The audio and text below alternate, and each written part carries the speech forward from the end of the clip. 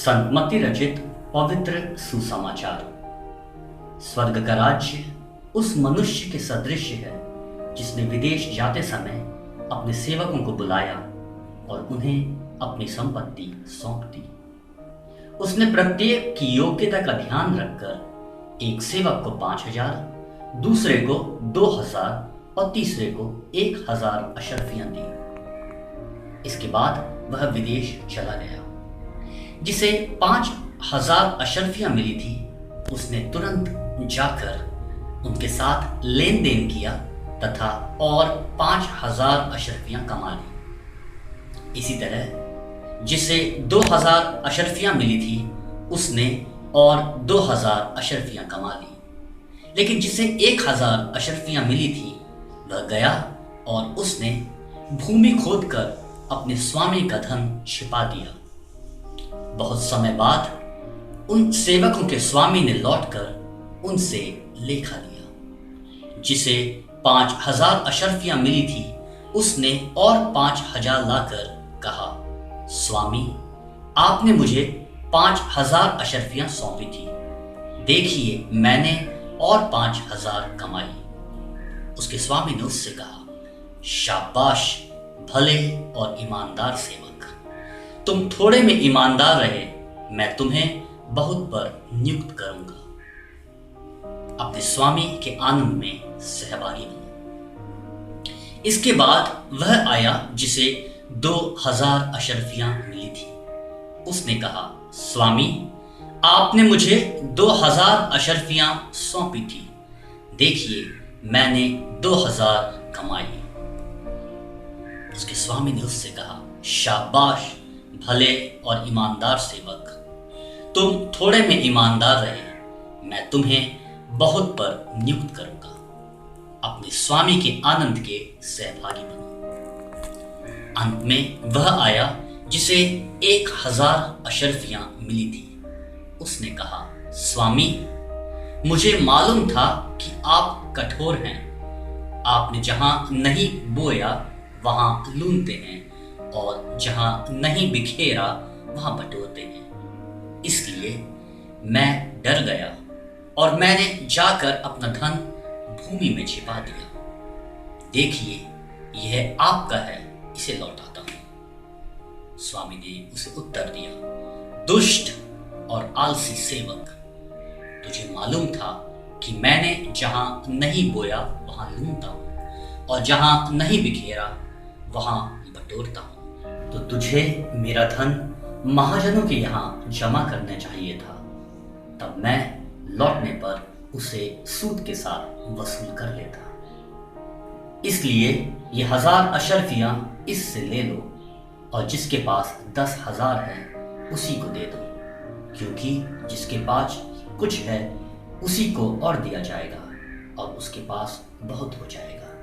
लेकिन जिसके पास कुछ नहीं है, उससे वह भी ले लिया जाएगा जो उसके पास है। और इस निकम्मे सेवक को बाहर अंधकार में फेंक दो। वहां वे लोग रोएंगे और दांत पीसते रहेंगे। यह प्रभु का पवित्र सुसमाचार है। आज सामान्य काल का 33वां रविवार है। जैसे जैसे हम पूजन विधि वर्ष के अंत की ओर जा रहे हैं, माता कलीसिया हमारा ध्यान स्वर्ग के राज्य की ओर आकर्षित करती है। पिछले रविवार को हमने 10 कुंवारियों के दृष्टांत द्वारा समझा कि हमें प्रार्थना व आत्मा से भरकर तैयार रहने की आवश्यकता है। आज यीशु हमारे महागुरु हमें अपने शिष्यों को अशर्फियों का दृष्टांत सुनाते हैं। दूसरे पाठ में संत पौलुस हमें बताना चाहते हैं कि किस तरह हमें अंतिम दिन की तैयारी करनी चाहिए। वह हमसे कहते हैं कि हम प्रकाश की संतान हैं, इसलिए जरूरत है कि हम प्रकाश में जिएं। सूक्ति के ग्रंथ से पहले पाठ में हमने योग्य स्त्री के विषय में सुनते हैं, जो कि अनमोल मोती से भी अमूल्य है। आज के तीनों पाठ में हमें बताना चाहते हैं कि कैसे हम स्वर्ग राज्य के भागी बन सकते हैं। आज के सुसमाचार में हम देखते हैं कि किस प्रकार 3 सेवकों के माध्यम से यीशु हमें समझाना चाहते हैं कि पुरस्कार प्राप्त करना अर्थात स्वर्ग राज्य में प्रवेश करना हम पर अर्थात आप और मुझ पर निर्भर करता है। हमारा आचरण व हमारी सोच निर्धारित करती है कि हमें क्या प्राप्त होगा, पुरस्कार या फिर तिरस्कार। यीशु हमें समझाना चाहते हैं कि हम में से प्रत्येक को हमारी क्षमता के अनुपात में एक कार्य दिया जाता है, प्रतिभा दी जाती है और हमसे उसके अनुपात में प्रयत्न की अपेक्षा की जाती है। ईश्वर इससे अधिक की अपेक्षा हमसे नहीं करता है।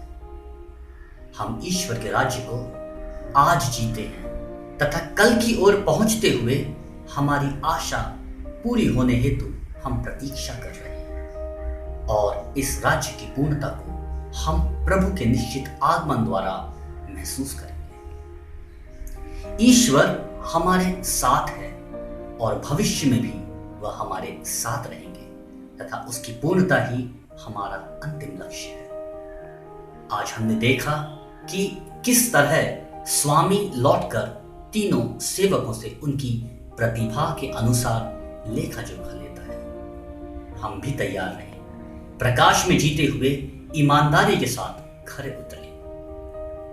आज मनन करने की आवश्यकता है कि हम यह ना देखें कि किसे कितना मिला है, परंतु हमारा ध्यान इस बात पर हो कि हम अपनी योग्यता के अनुसार प्रदर्शन करते हैं या कि नहीं। हमारा ईश्वर हमारी तुलना कभी भी दूसरों के साथ नहीं करता है, क्योंकि हम सभी उसके लिए अमूल्य व अनमोल हैं। वह हमारी स्वयं की प्रतिभा के अनुसार ही हमारा आकलन करता है।